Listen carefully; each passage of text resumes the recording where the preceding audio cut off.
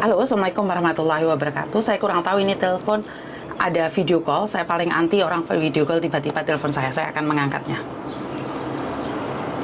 Saya tidak tahu siapa orangnya, kenapa harus telepon pakai video call. Jadi sangat aneh sekali ya.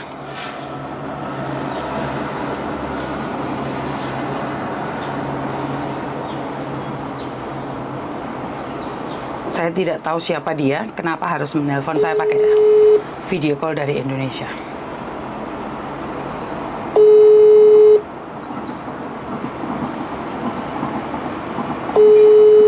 Boleh minta tolong suami saya di bayinya hampir 8 proses 3 tahun, alhamdulillah sudah.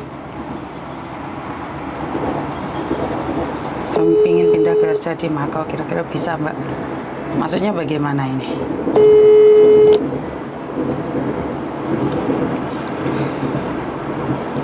Jadi ada salah satu mbaknya itu telepon saya, maaf Mbak Yuni, boleh minta tolong, suami saya udah kerja di Polandia, bayar hampir 80-an, proses 3 tahun, alhamdulillah sudah kerja, tapi suami saya sekarang posisi nggak kuat karena salju, badannya semakin kurus,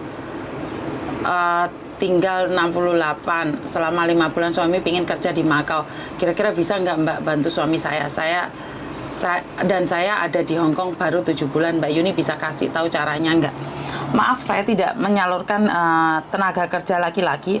Jadi seringkali saya beritahukan pada kalian semua, jangan nyari saya dengan job laki-laki. Saya itu tidak ada job laki-laki, Mbak. Cari informasi sendiri. Jadi kalau kalian menanyakan job laki-laki, itu saya merasa sangat iritasi sekali. Karena saya memang sudah dari awal mengatakan bahwa saya itu tidak ada job cowok gitu loh. Karena seolah-olah menantang, ingin dibohongin orang. Halo? Halo? Halo, selamat pagi. Pagi Mbak E, ada yang bisa dibantu? Yuni ya? Iya, saya sendiri. Ya Allah, ini sudah diangkat. Kenapa sayang? Nggak apa-apa, cuma pengen Kok nangis? ngobrol sama Miss Yuni saja. Ada apa denganmu? Kamu tahu kan setiap kali ngobrol sama saya masuk YouTube sama di Facebook, jadi Tahu. jadi hati-hati. Setiap hari saya dengerin Miss Yuni soalnya. Oke, jangan menyebut nama siapapun termasuk namamu sendiri karena saya tidak ingin setelah viral kali minta take down. Kenapa sayang, ada apa? Iya, tahu. Nggak ada apa-apa, saya cuma pengen ngobrol aja. Pengen nyapa Miss Yuni, soalnya setiap hari saya dengerin Miss Yuni terus. Bagaimana menurut sampean? Sampai nangis aku deh. Kenapa nangisnya? Seneng, terus terharu banget. Saya sebelumnya tuh belum pernah, meskipun ada channel Hong Kong atau apa gitu, belum pernah saya tuh subscribe terus ngikutin, terus saya pelajari, saya dengerin, nggak pernah sama sekali. Baru Yuni ini aku nggak tahu kenapa saya ikutin, terus pertama ketemu tuh langsung aku ikutin sampai sekarang. Apa manfaatnya ngikutin? Banyak banget. Okay. Banyak banget. Contohnya? Banyak manfaatnya. Kita yang kadang merasa lelah di Hong Kong, udah ngadepi majikan yang kadang cerewet, kadang mungkin udah lama di Hong Kong, kita kadang kan capek, bosen gitu ya, kadang pingin marah, kadang kayak rasa ikhlas itu berkurang, rasa syukur itu berkurang. Dengan dengerin kontennya Miss Yuni itu, rasa bersyukur itu selalu bertambah terus, dan kita juga lebih sabar lagi. Oke. Iya, sangat bermanfaat sekali, Miss.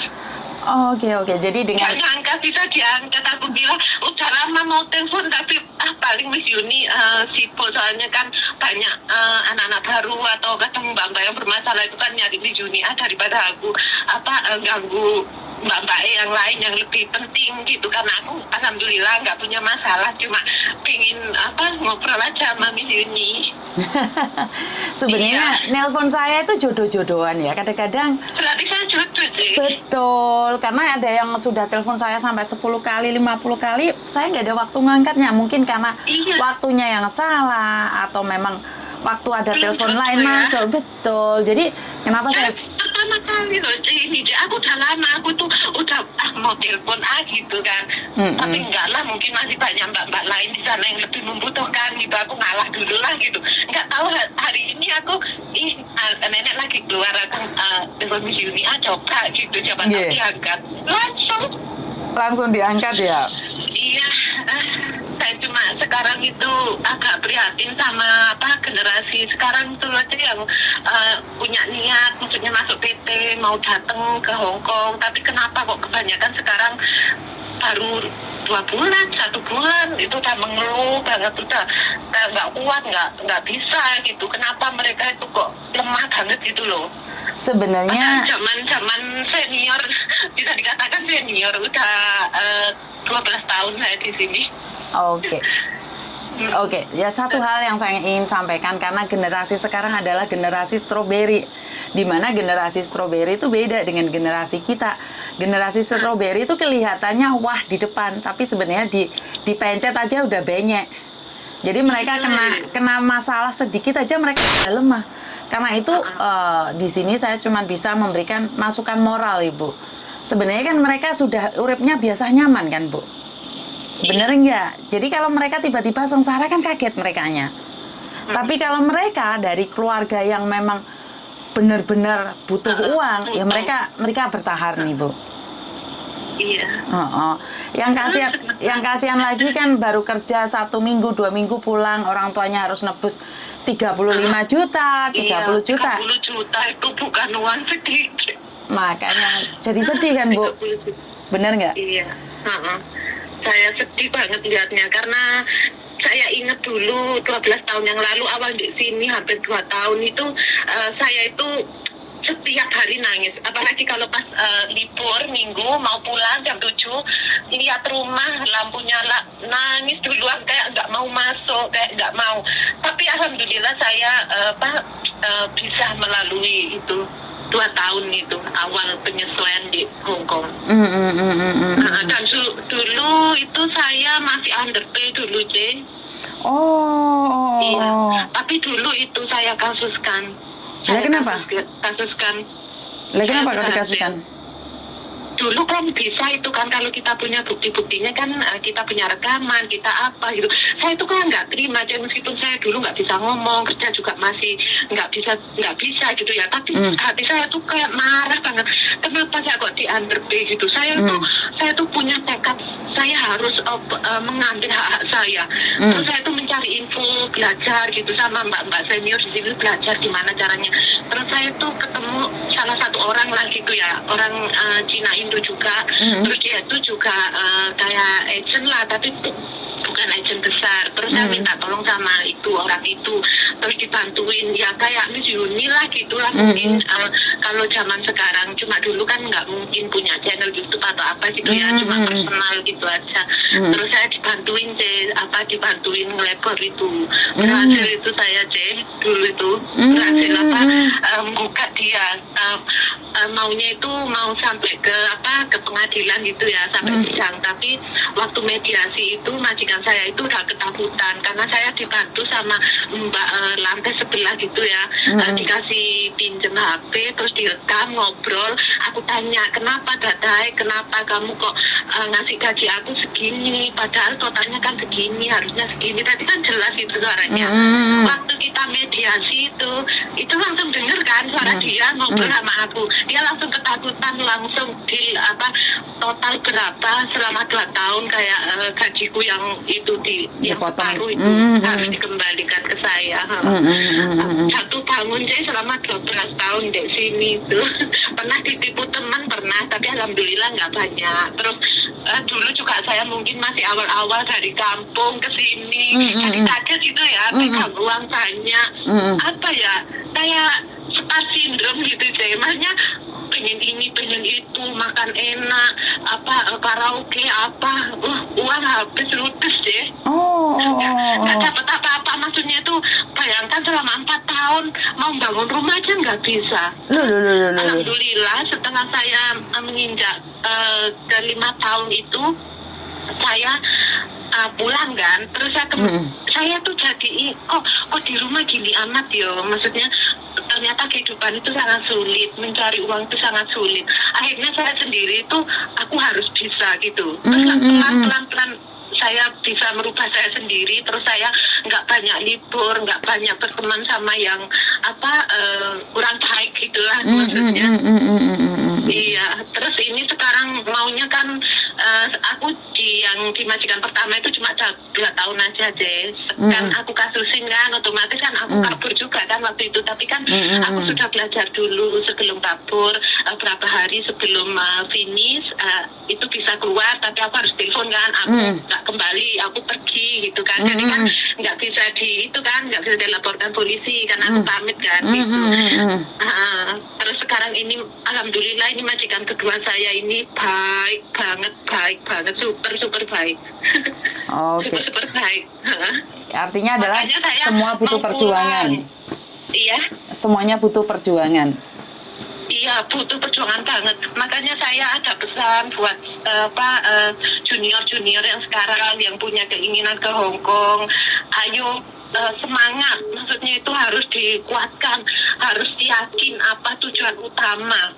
Betul. Cari uang buat di rumah gitu. Jangan, mungkin kalau kita datang ke sini, bayangkan beda orang, semuanya beda kan. Betul. Beda adat istiadat, makanan pun beda, bahasa pun beda. Betul. Pasti kan kita memang kayak sulit banget kan gitu. Betul. Tapi kita harus tetap semangat, terus kita tetap harus senyum, harus yakin. Pokoknya senyum itu paling penting, karena kalau kita bersemut gitu kan majikan kan nggak suka ya dia. Betul. Iya, soalnya kebanyakan kadang kalau majikan mungkin kan masih awal-awal, nggak bisa masak, nggak bisa ngomong, pasti kan jengkel juga majikan. Tapi kalau kita maaf ya, senyum gitu kan pasti auranya positif, seperti yang Miss Yuni bilang kan, kalau aura kita positif pasti aura itu akan kembali ke diri kita sendiri kan. Betul. Iya. Ini sebenarnya aku udah mau pamit kemarin itu, mau pulang kan, udah capek juga, terus aku tuh udah nikah tapi belum punya anak kan, terus gitu udah umur juga, terus aku pengen pulang kan, terus aku pamit sama majikan aku nggak boleh satu kali lagi aku tambahin lagi gajinya gini gitu, terus aku yaudah ini untuk yang terlepas gitu, aku bilang gitu. Oke, terima kasih. Sayang juga aku soalnya sama neneknya. Terima kasih, semoga sukses dan Saman juga semoga keluarganya semakin bahagia saja. Cepat dikasih keturunan. Terus semangat ya Miss ya. Siap. Sukses selalu. Semoga tetap amanah. Nggih. Semoga Miss Yuni bisa menyelesaikan semua masalah yang menghadang Miss Yuni untuk membantu para TKW ini. Terima kasih. Untung banget sekarang para TKW ini punya Miss Yuni. Terus semangat buat Miss Yuni. Terima kasih. Sehat selalu. Terima kasih dan sukses buat dengan juga. Terima kasih diangkat telepon saya. Siap. Terima kasih. Sukses selalu. Terima kasih. Assalamualaikum. Waalaikumsalam warahmatullahi wabarakatuh. Oke, terima kasih sekali buat teman-teman di luar sana yang spot saya. Terima kasih sekali, saya jadi terharu nih. Nggak nyangka, nggak duga bahwa ternyata dari dunia persilatan yang ada ini benar-benar memberikan bantuan yang maksimal pada saya. Jadi saya tidak tahu harus ngomong apa. Pokoknya terima kasih sekali. Tidak ada yang tidak mungkin dalam hidup ini selagi kalian percaya. Kita menjadi lebih baik lagi dan lebih baik lagi. Kita selalu berdoa agar kedepannya kita lebih baik. Dengan generasi yang sekarang ini yang gampang lelah, gampang letih, gampang capek, saya cuma bisa mengingatkan tujuan awalnya saja. Karena itulah saya pribadi selalu berpesan pada anak-anak saya, karena mau tidak mau anak-anak saya juga generasi stroberi, di mana yang sedikit saja mengeluh, nangis, dan gampang putus asa. Tapi saya bersyukur alhamdulillah, karena mungkin didikan saya keras. Sekali lagi saya didikannya keras karena saya bukan tidak ingin anak saya tumbuh lebih baik sama dengan teman-temannya, ya enggak juga. Karena saya punya prinsip satu, kalau hari ini saya memanjakan dan mengiyakan semua keinginan mereka, kapan suatu saat giliran saya sudah tua, mereka tidak bisa berkarya, mereka tidak bisa melakukan apapun. Saya pun selalu ngomong sama Thomas, kalau hari ini bapak ibumu bisa beli rumah ini yang jelek ini, kamu kedepannya harus punya target bahwa kamu bisa punya rumah dan mobil di Hong Kong ini. Itu yang saya selalu katakan pada si Thomas. Begitu juga saya selalu bilang sama Mimi, kalau hari ini mamamu cuman kelulusan SMP, kamu harus lulus SMA, minimal, maksimal kamu harus kuliah. Itu kita ada target sendiri-sendiri antara kokonya dan adiknya. Kalian mungkin tidak pernah percaya bahwa saya itu sangat keras pada anak-anak saya. Bagi mbak-mbaknya yang tinggal satu rumah dengan saya, dengan mungkin cece saya, maksudnya yang bekerja di rumah saya akan tahu. Saya tuh keras banget sama anak-anak saya. Dia bangun tidur tidak ngecap bajunya, dia jagain mbak-mbaknya itu. Saya lempar beneran dia. Saya bilang sama anak saya, hari ini Mama masih sehat. Apapun pembantu yang bantu kamu. Gimana kalau Mami sudah sakit, terus nggak bisa ngejar pembantu? Apa yang bisa kamu lakukan? Hari ini Mami masih bisa kerja dan cari uang. Kamu perlakukan Cece dan Cecemu, pembantumu seperti itu. Gimana kalau kamu suatu saat nggak punya uang dan nggak bisa ngejeng orang? Itu yang saya selalu bilang sama anak saya. Saya tidak pernah memandang rendah TKW. Saya adalah pekerja wanita juga. Saya tidak akan pernah memandang rendah. Walaupun anak saya suatu saat jodohnya sama TKW, saya tidak akan melarang. Jadi ada mbaknya yang bilang, saya tahu lah Miss, status saya siapa, nggak mungkin pacaran sama Koko Thomas apa-apa. Bukan masalah di pacarannya, saya pribadi itu tidak ada masalah. Cuman saya selalu menekankan pada anak-anak saya, siapapun pasanganmu tidak ada masalah. Tapi satu hal, gapai tujuanmu dulu, mumpung masih muda. Begitu juga dengan Meme. Meme pernah waktu SMP cinta-cinta monyet itu, cinta-cinta apa itu monyet ya. Dimana dia selalu bilang pacaran aja. Saya bilang kalau kalian berani pacaran, saya itu tidak suka mau kalian pacaran. Kalau memang benar-benar mencintainya, menikah. Saya lebih suka memutuskan menikah. Karena biar tidak terjadi fitnah. Jadi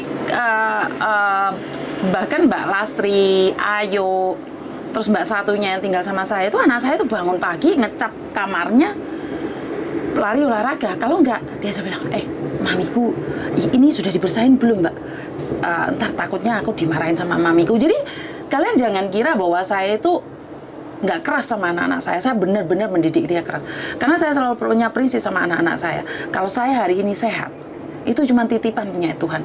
Kalau mami tiba-tiba sakit dan mami butuh kamu yang cari uang untuk melanjutkan kehidupan seterusnya, kamu yakin sanggup?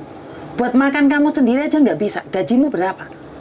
Maka dari itu anak saya tuh kenapa sampai hari ini tidak ingin pacaran. Dulu waktu masih tinggal sama neneknya, dia pacaran sama orang Taiwan. Tapi untuk sekarang ini memang aku ngomong sama dia, jika cita-citamu belum tersampai, jangan sampai pacaran. Kalau kamu pacaran, mami izinkan, tapi kamu harus menikah. Tapi ingat, harus keluar dari rumah saya. Saya keras loh. Jadi kalau Anda adalah wanita yang disukai oleh anak saya, siap-siap aja jadi pertarung, jadi wanita tangguh.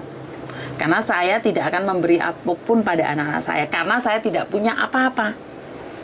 Dan Meme sempat waktu Meme pulang ke sini, saya kan dua-duanya tak dudukin gitu tentang jodoh ya. Meme itu paling nggak ngeh.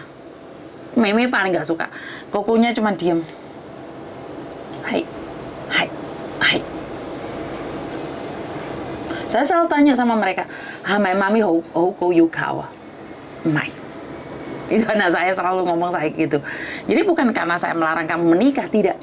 Karena kamu harus tahu, bagaimana kamu bisa membantu wanita itu di sampingmu sementara kamu tidak punya apa-apa. Loh, mami sama dedinya dulu sama-sama miskin, tapi kan kita berjuang bareng. Tapi kan tidak semua orang mau berjuang bareng. Bener nggak? Kan saya tidak tahu tujuannya wanitanya itu. Tapi saya selalu bilang sama anak-anak, karena anak-anak saya ya khususnya, karena banyak di antara orang Hongkong itu menganggap rendah TKW. Karena itu saya bilang sama anak saya tidak pernah menganggap rendah TKW. Begitu juga aku harap kamu tidak menganggap rendah TKW. Tapi karena saat ini tujuan kamu bukan mencari istri, jadi lebih baik jangan pacaran. Terus anak saya bilang, iya mami. Jadi buat teman-teman di luar sana, selalu semangat. Memang saat ini adalah generasi stroberi, tapi percayalah, stroberi yang bagus, yang matang, itu akan dipilih oleh banyak orang. Stroberi yang gampang bonyok, itu akan ditinggalkan dan akan dibuang. Jadi buat kalian semua yang saat ini ada di PT, kalau kalian merasa generasi stroberi yang gampang nangisan, gampang baperan, buat status udah nggak kuat deh gitu, cuan, apa semua itu, kalau status kalian yang lebay-lebay itu, apakah tidak boleh? Tapi jangan sampai kalian gagal di sini dan saya akan panggil Anda adalah generasi stroberi. Jadi Salam sukses selalu. Pesan juga buat Meme sama kukunya. Saya tahu kalian tidak bisa bahasa saya, Meme mungkin bisa bahasa, kokenya nggak bisa, karena sebenarnya mereka translate satu sama lain. Adiknya ngasih tahu kukunya ngasih tahu adiknya, Mami lagi ngomong apa sih? Bener nggak? Jadi buat teman-teman di luar sana, anak-anak saya adalah generasi strawberry juga, tapi saya selalu memberikan bekal mereka untuk menjadi strawberry yang terbaik. Dan pastinya seorang ibu akan bangga kalau anak-anaknya melakukan yang terbaik. Tapi saya pun sama seperti Anda, saya akan bangga dengan anak-anak saya melakukan yang terbaik. Dan buat anak-anak saya selalu berdoa agar mereka bisa menjadi terbaik dan bisa membantu orang lain dengan baik. Jangan sampai membantu tapi tidak ikhlas. Saya tidak ingin terjadi waktu zaman saya muda dulu, saya selalu membantu orang tapi saya sendiri tidak ikhlas. Benar nggak? Ada yang setuju dengan kata-kata saya? Terima kasih, dan kurang lebihnya saya minta maaf. Wassalamualaikum warahmatullahi wabarakatuh. Berkat Tuhan mengalir atas hidup kita semua. Semoga semua makhluk hidup bahagia, dan terima kasih. Bye-bye.